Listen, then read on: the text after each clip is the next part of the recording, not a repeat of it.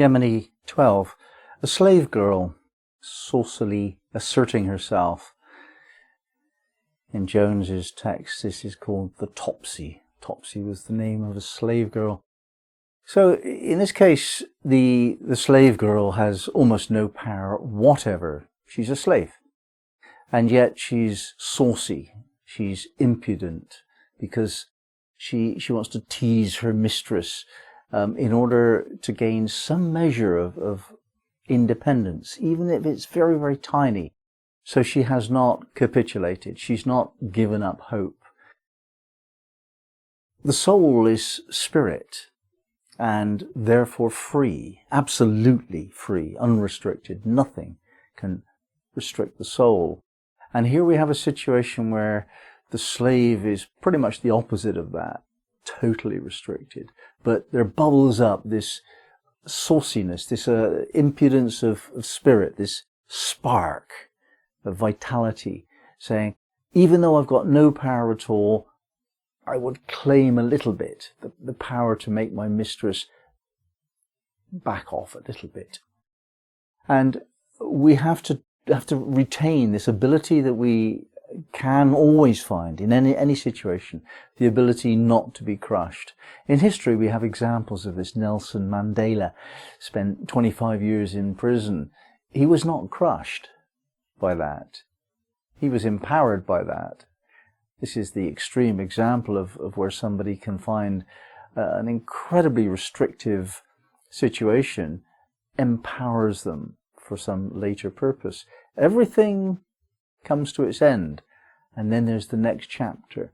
And however interminable your position of enslavement might seem to you, it does come to an end. And however impossible to bear a situation may be for you, it's not impossible. You just have to find a very, very deep level of acceptance of the situation without losing that spark of soul, the spirit. Now, of course, the metaphor here is that we are enslaved by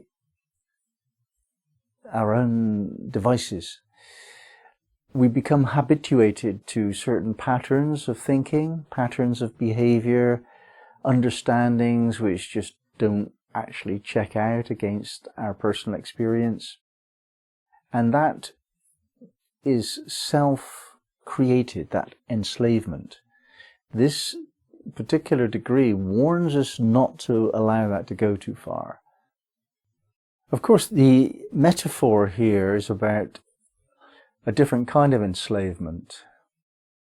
The enslavement that we pretty much bring upon ourselves, where we are habituated to be a certain way, because it has always been that way.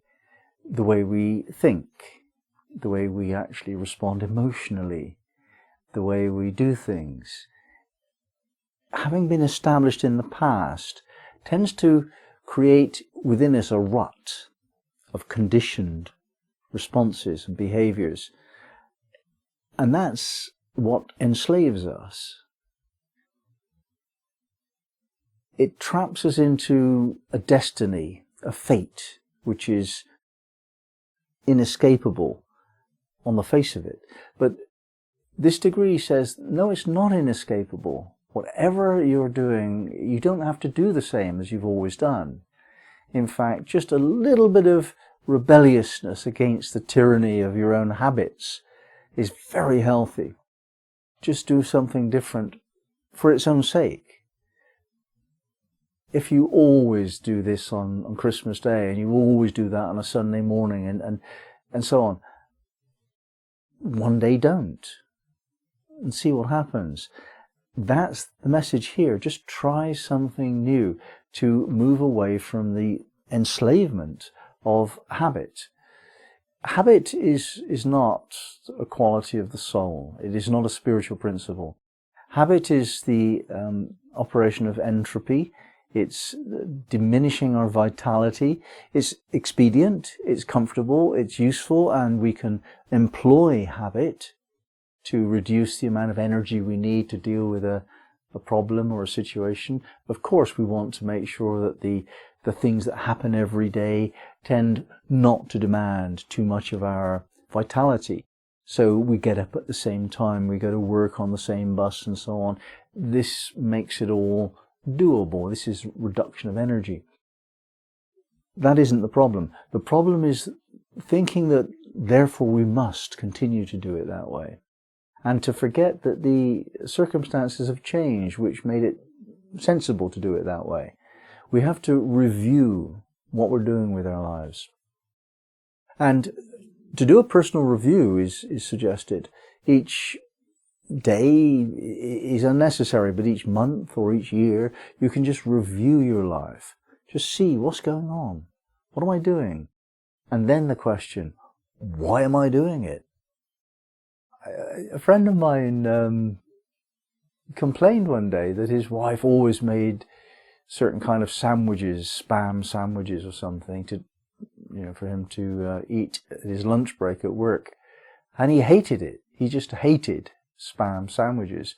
And when asked, well, why don't you ask her to make you something else, He said, oh, that's the way it is. She makes me sandwiches. I eat sandwiches, He's lost the necessary vitality simply to ask for a different type of food.